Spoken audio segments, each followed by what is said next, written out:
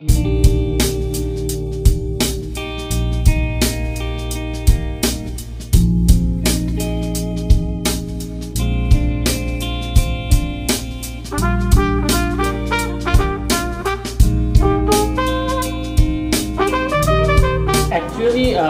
এখন প্র্যাকটিক্যাল নলেজের তো মেইন যেটা আজকে কথা হচ্ছিল যে প্র্যাকটিক্যাল নলেজের ইম্পর্টেন্স বেশি।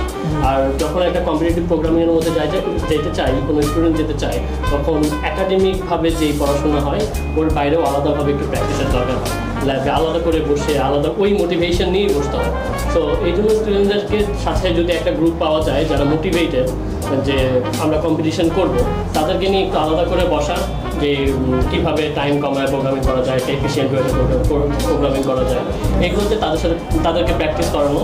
আর বিভিন্ন অনলাইন যেই কম্পিটিশনগুলো আছে সেগুলোতে পার্টিসিপেট করা। অ্যান্ড আলটিমেটলি লাস্টে যে একটা সময় ওরা বাইরের কম্পিটিশনে পার্টিসিপেট তো করবে, একটা সময় আমরাও যদি লার্জ স্কেলে কম্পিটিশন অ্যারেঞ্জ করতে পারি, এগুলোই করবো।